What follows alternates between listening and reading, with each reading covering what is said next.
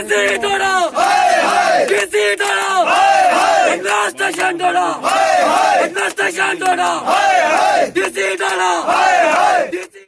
नमस्कार, आप देख रहे हैं जेके टाइम न्यूज़ और मैं हूं कामाचाड़। दोस्तों, कल की बात करें तो डिस्ट्रिक्ट डोडा में जो है एक सड़क दुर्घटना जो है सामने आई थी और जिसमें जो है दर्दनाक जो है हादसा पेश आया था। और बात करेंगे ये डिस्ट्रिक्ट डोडा के गोहा हम्बल रोड के ऊपर जो है लिंक रोड है, इसके ऊपर यह हादसा पेश आया जिसमें 2 लोगों ने अपनी जो है जानें गंवाई हैं। इसी के चलते आज जो है वहीं के जो स्थानीय लोग हैं उन्होंने आज जम के प्रदर्शन किया है। आइए देखते हैं कुछ तस्वीरों में क्या वहाँ से क्या खबर आ रही है।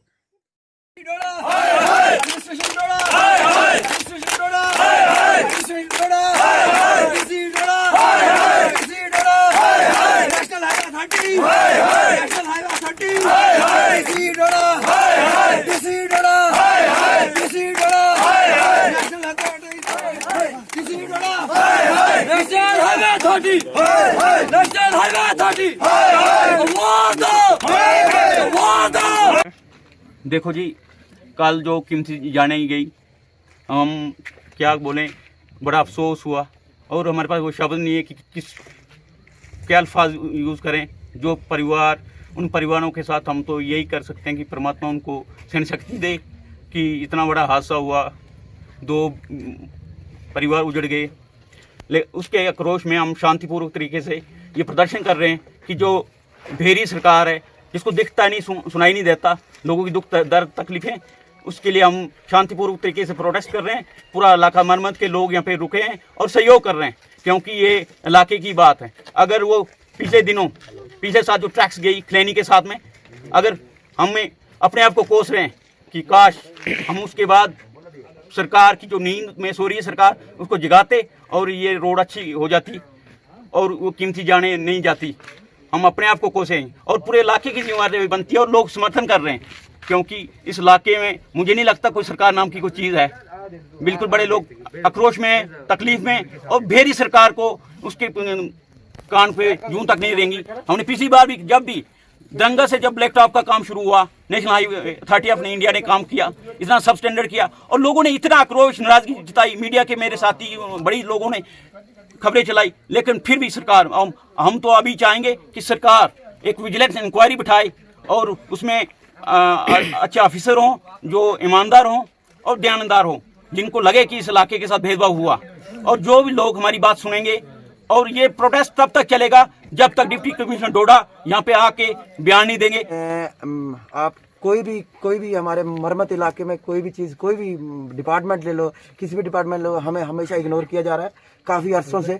हमने यहाँ जो कल हमारा एक्सीडेंट हुआ, वहाँ पे जो कम से कम भी पिछले 2 वर्ष से हमने डिपार्टमेंट को भी बताया गया था कि यहाँ पे दीवारों की ज़रूरत है और डिपार्टमेंट ने इग्नोर किया, बार बार इग्नोर किया। हम तो कहते हैं कि सीधा पर्चा डिपार्टमेंट पे नाम पे लगना चाहिए। बिल्कुल। क्योंकि पिछले 2 साल से हमने उनको बता के रखा है तो यहाँ पे बाकायदा ज़रूरत है, यहाँ पे आर वाल्स की ज़रूरत है, फिर भी डिपार्टमेंट ने इग्नोर किया। क्या वजह है हम नहीं जानते हैं। वो कभी किसी को ब्लेम करते, कभी किसी को ब्लेम करते हैं। ब्लेम करते रहेंगे पर जाने वालों की जान तो चले गई। जिनके परिवार उजड़ने थे वो तो उजड़ गए, तो उनका क्या है। सरकार के लिए तो हम लोग एक संख्या के बराबर हैं, सरकार के लिए हम लोग सिर्फ संख्या है, कोई फर्क नहीं पड़ता। उनको जान जाती वो परिवार है, परिवार जिनको प्रॉब्लम होती है वो परिवार है। जिसकी माँ का बेटा गया है, जिसका बाप गया है, उन्हीं को पता है। जिनके सिर के ऊपर सारा उतर गया है, कैसे आगे परिवार चलेगा वही जानते हैं। दूसरी बात, एम्बुलेंस को बात लेके चले क्योंकि यहीं से जुड़ी एक एम्बुलेंस है। सबसे पहले प्रायोरिटीज, हम बाहर लोग देशों में जाते हैं, देखते हैं, सबसे पहले प्रायोरिटीज दी जाती है रोड्स को। हमारी रोड्स की ये खस्ता हालत है कि आप देख सकते हैं, आपको पता है आए दिन कोई ना कोई एक्सीडेंट होता रहता है। पिछले ही दिनों 17 बंदे एक ही गांव के चले गए, मान लो पूरा गांव उजड़ गया।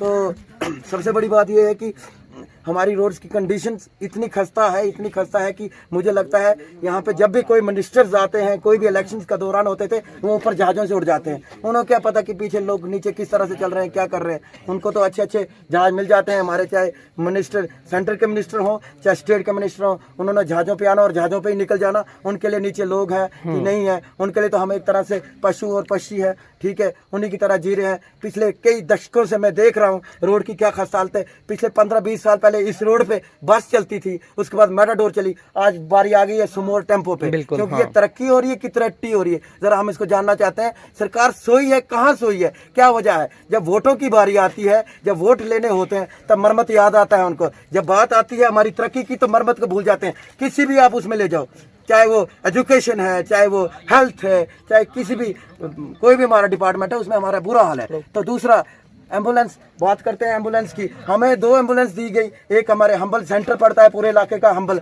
वहाँ पे एक एम्बुलेंस दी गई और एक गोवा में लेगी। आज वो भी एम्बुलेंस यहाँ से उठा के ले गए। जब हम अधिकारियों को पूछते हैं कि एम्बुलेंस क्यों उठा के ले गए, कहते हैं आप 108 पे फ़ोन करो। हमने कहा 108 पे हम फ़ोन करेंगे, एम्बुलेंस तो पहुँचेगी। अगर आदमी कोई सीरियस है तब तक वो रास्ते में जान तोड़ देगा, जब तक एम्बुलेंस पहुँचेगी।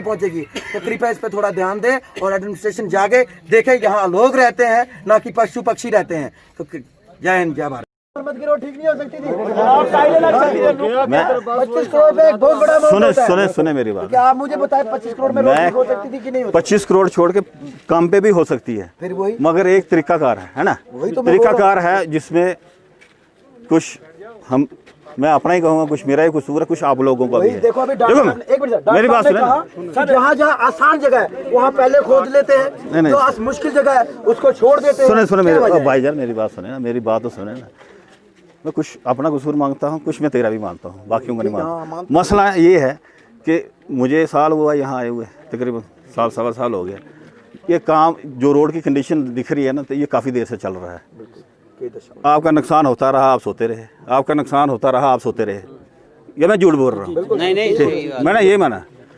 इसलिए ये रोड किसके लिए बन रहा है? आप लोगों के लिए बन रहा है। आग अगर इस रोड की देखभाल नहीं करोगे तो मैं आज यहाँ कल हो रहा, दूसरा नहीं आएगा कोई। बिल्कुल जब भाईजान मैं गलत कह रहा हूँ? नहीं, ठीक है, ठीक। इसलिए मैं कहता हूँ आपकी, मुझे डीसी साहब की तरफ से भेजा गया है जो स्पेसिफिक इसी के लिए भेजा। विजिलेंस इंक्वायरी के ऊपर मैं ये भी चीज़ कह रहा हूँ ना। मैंने आपको पहले भी कहा था, आज का जो है जो मैंने देखा मैं रिटर्न दूंगा, मगर आप मेरी तरफ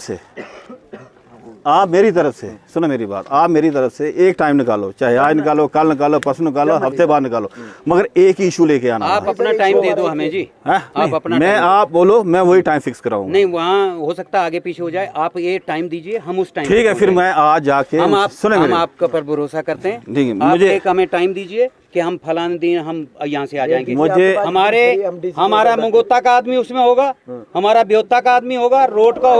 कि जनाब तहसीलदार साहब, आप यहाँ पर आए हैं, आप हमारी किस तरह से हमारी ये प्रॉब्लम हल करेंगे?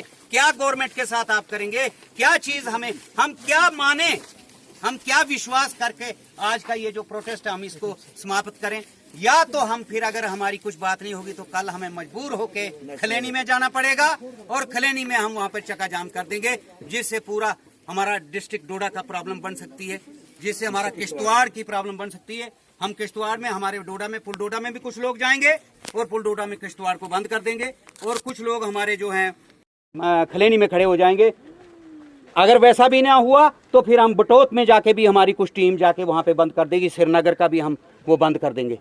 अब क्योंकि हमारा ये सिर के ऊपर से पानी निकल चुका है, मैं जनाब से जानना चाहता हूँ कि आप हमारे लिए क्या यहाँ पर लेके आए, आप क्या करेंगे इसके लिए, हमारे इस इलाके के लिए क्या करें? मैं नहीं कहता कि आप एक ही दिन में सारा कुछ करो, या एक दिन में करना कुछ भी कोई मुमकिन नहीं है।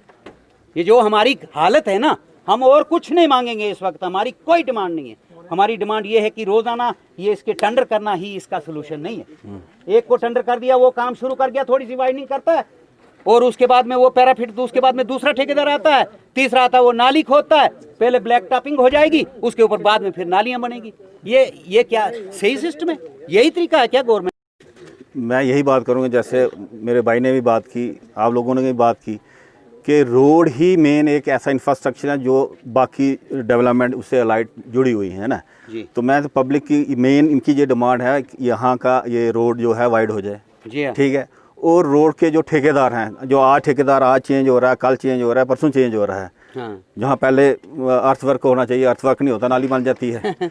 अर्थवर्क हुआ नहीं तो बीटी चल गई, मतलब जो मैंने सुना और कुछ चीज़ें मैंने देखी भी हैं, देख लीजिएगा। अब मैं ये कहूँगा, मैं यहाँ आया हूँ तो आज का दिन मैं अभी मशीन लाऊंगा, अभी नफरी लाऊंगा तो ये स्पॉट क्लियर करा दूंगा, वो करा दूंगा, आप लोग 2 दिन चुप बैठे, वो काम नहीं चलेगा, मतलब वैसा नहीं होगा। वो डिमांड पिछले, मैं देख रहा हूँ कि पिछले 15-20 सालों से ये रोड सिस्टम ऐसा ही है, चल रहा है। मेरा ये है कि मैं डीसी साहब से, जैसे डीसी साहब ने मुझे भेजा है, उन्होंने टीम NHDCL की वहाँ पूरी टीम इस वक्त वहाँ बुला दी है। जो दूसरी जो कार्रवाई, जो हमारी कानूनी कार्रवाई कल के हादसे में होनी है, DSP साहब इधर ही हैं, वो भी होगी। जैसे मैं पहले ही कहा था कि कुछ चीज़ें ज़बानी होती है, मैं ज़बानी नहीं करूँगा। जी हाँ, मैं रिटन में दूंगा। मैंने इनको कहा कि आपको कल के हादसे की कोई चीज़ जो कार्रवाई होगी खाली पेपर में नहीं होगी, उसका रिजल्ट भी डीएसपी साहब इधर ही हैं। मैंने इनको पहले कहा कि वो भी हम उन पर कार्रवाई भी करेंगे। कुछ चीज़ें हैं मेन, मेरा आज का यहाँ आना आपकी सुनना, ठीक है, मुझे मेरे अथॉरिटी ने भेजा है और मैं आपके लोगों की बात जो जेन्युइन डिमांड, मुझे एक ही डिमांड लगी है यहाँ जो मेन है। अगर आपका रोड ठीक हो जाता है, रोड आपका ठीक हो जाएगा, आपका एजुकेशन सेक्टर ठीक हो जाएगा।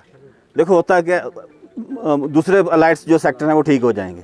चलिए हमारी और डिमांड्स जो भी है ना, वो बात की बात है। मतलब मेन ये है, कितना नहीं होगा, लेकिन सबसे आने जाने का हमारा जो सिलसिला है, ये सिलसिला मतलब ऐसा हमारा नहीं चाहिए कि एक दिन में एक को टेंडर दे दिया, फिर दूसरे 1-2 महीने साल के बाद। आपका एक्सपीरियंस मेरे से ज़्यादा है कि मैंने यही पहले आपसे बात कर रहा था कि 2-4 दिन में आऊँगा, मैं कहीं और बिजी हो जाऊँ, मैं भूल जाऊँगा, नेचुरली कहीं भारत में कोई इशू बन गया तो मुझे अभी भारत से फ़ोन आ रहा है किसी इशू में, मुझे उसके बाद वहाँ जाना है। तो ये चीज़ है कि मैं कहता हूँ 1-2 आदमी आप कल भी आ जाएं, मुझे आप बताएं जिस वक्त आपको मैं डीसी साहब से मुलाकात स्पेशली इसी इशू ऑनली एक इशू पे कराऊंगा। देखो मेरा काम है पहुँचाना, मैं पहुंचा भी दूंगा। यूटी एडमिनिस्ट्रेशन को भी अगर आप इसको इन्वॉल्व कर सकते हैं, मैं कह रहा हूँ ना, वही कर मेरा जो ट्रैक है एडमिनिस्ट्रेटिव ट्रैक है, मैं वो फॉलो करूंगा आप लोगों के लिए। हम पोस्टेड किन के लिए हैं? नेचुरली पोस्टेड हम आप लोगों के लिए हैं। अगर पब्लिक है तो हम पोस्टेड हैं। अब पब्लिक के लिए हम लोग यहाँ आए हुए हैं। इसलिए मैं ये कह रहा हूँ कि आप एक टाइम फिक्स करें। देखो होता क्या है, जर्नल जब मीटिंग होती है ना, वहाँ मीटिंग में उठ जाता है पानी का इशू, वहाँ उठ जाता है एजुकेशन का इशू, वहाँ उठ जाता है जनाब यहाँ गाड़ियाँ काम है, गाड़ियाँ लगा दो। मैं कहता हूँ एक स्पेसिफिक ओनली वन डिमांड लेके, अगर आपकी एक पहली डिमांड क्लियर हो जाती है, पहली डिमांड पे आपका work as per your aspiration चलता है, तो नेचुरली जो अलाइड सेक्टर है ना, वो नेचुरली डेवलप, वो एड्रेस